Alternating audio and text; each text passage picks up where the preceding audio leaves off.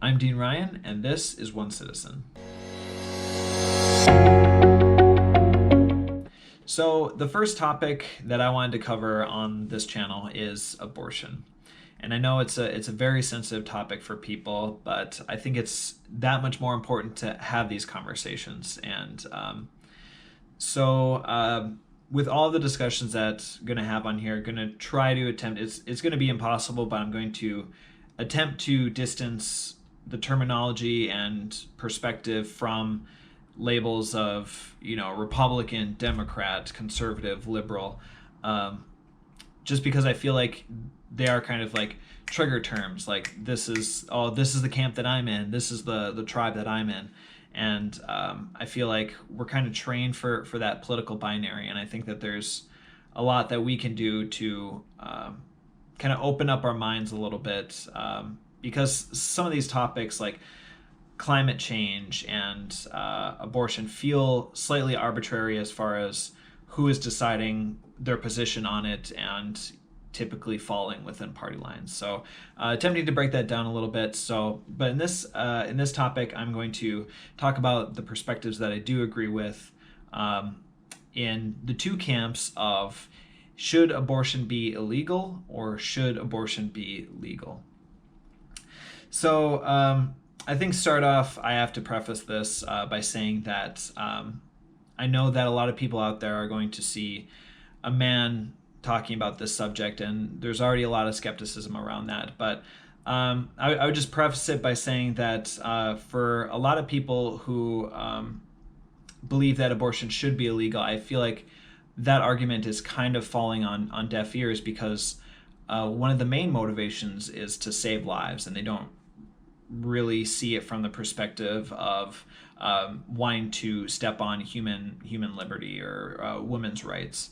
So, and also I feel like even from the stance of wanting abortion to be legal is an establishment of bodily autonomy, and I think that's important to establish for women in the same way that it's representation to establish that for all people. So I think if you stomp on the bodily autonomy of one group, then that's a threat to bodily autonomy of all people. So I'm going to dive into that a little bit more, but starting off with the perspective of people who believe abortion should be illegal.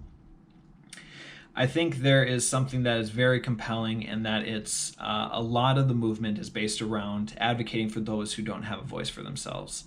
And I wholeheartedly agree with that, because kind of the counter argument to that is that there's a point in the pregnancy when a baby actually has the right to live, and it can be considered a person, or upon whether you say it's whatever trimester or upon actual birth. I feel like there's only one way to tell when a person becomes a person, and that is at conception. And I say that because any sort of equivalency you draw to whether it be the baby's heart has started beating, or whether the brain has started to produce brain waves, if we attribute human right to live to either of those things, then you could say, oh, well, somebody who needs assistance to have their heart pumping, or is on life support, you could say, oh, well, since they don't have that functioning system, whatever it may be, a circulatory system, a nervous system, then they don't have the right to live. But a child at conception has the ability, left to its own devices, to turn into a fully functioning adult. You can't say that about an egg by itself. You can't say that about a sperm by itself. There is one moment, and that is conception. So from that angle, I feel like this is something that a lot of people can resonate with, because there's a lot of movements out there right now to speak up for those who don't have a voice.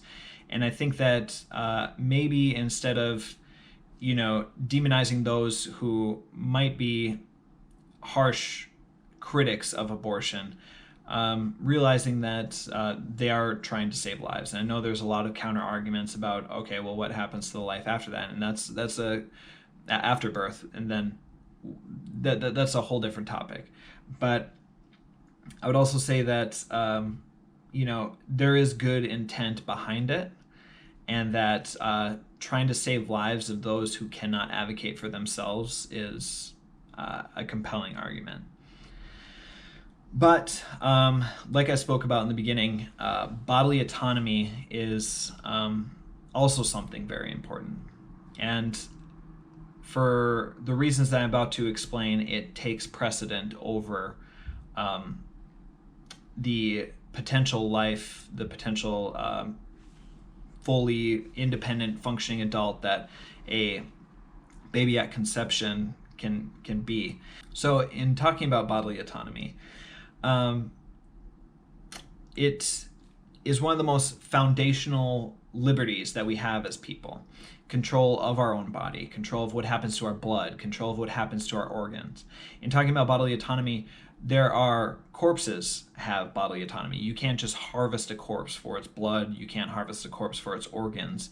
And when we do give our blood, let's say, if I go down to the blood bank and I am giving a life-saving blood transfusion, let's say, I have the right at any point during that operation to stop it and walk away.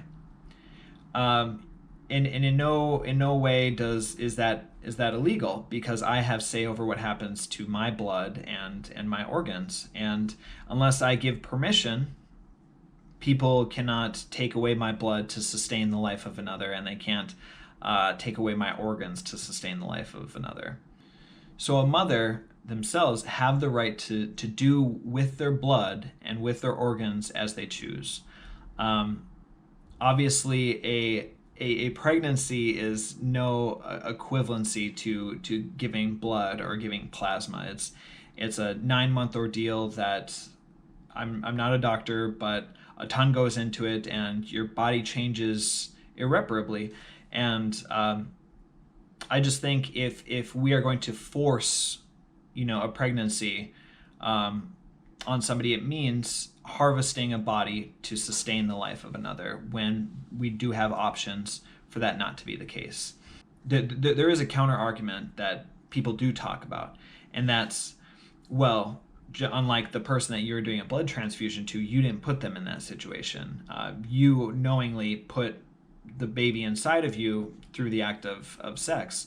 And my response to that is, even if, let's say I go out in public, I go to the local park, I dig a big pit, and I throw a mountain lion in there, and I put spikes in there, and it's a big booby trap, and I put twigs over it and leaves, and I cover it up, and then somebody comes along, steps on it, falls in, gets a spear through their abdomen, and gets mauled by the tiger.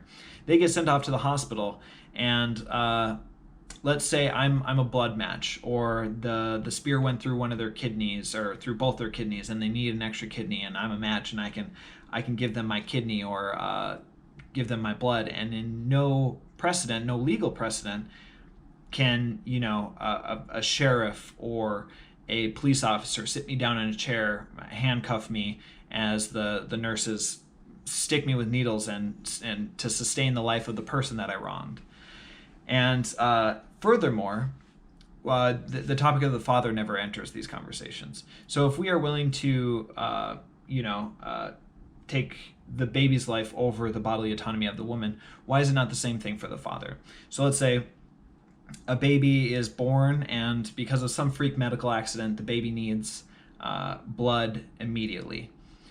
Nobody is going to take the father and set them in a chair and do the exact same thing. They're not going to say, oh, well, you're the father, like we're going to, if you refuse, we're going to sit you down and we're going to perform this operation to save this baby's life, even though, because you were responsible for bringing this baby onto earth. And if you could imagine what would happen to our society if we somehow did make that the precedent, if, in order to, your rights would be compromised, your liberty would be compromised in order to sustain the life of another. Can you imagine people in mass being forced to give blood, being forced to give plasma, you not having a choice to be a donor on your driver's license? Obviously, you have prisoners who are put to death, and I would say that that is an infringement upon bodily autonomy, obviously. But again, that's another debate, and I wholeheartedly disagree with the death penalty for those reasons and other ones. So in all of the videos at One Citizen, all these initial perspective videos that I'm going to be doing, I'm going to try and highlight different companies and organizations that kind of get at the heart of the issues that we're talking about. So I did find this organization called Power to Decide. They do a lot of public outreach, a lot of advocacy for access to contraception and birth control. There are wide swaths in the country where those options aren't available for people. They call them contraceptive deserts. And they have a very high rating as far as a charity goes. And they do state and federal policy, and they do birth control access. So check them out, powertodecide.org. So that is my initial stance on the topic, and if you could please reach out to me at dean@onecitizen.net, and whether you disagree with one aspect of what I'm saying, or any of them, or all of them, I know that there's a million different perspectives on there, but these are the most compelling arguments that I have heard. And so I look forward to hearing from you, and look forward to speaking with you. All right. Thank you.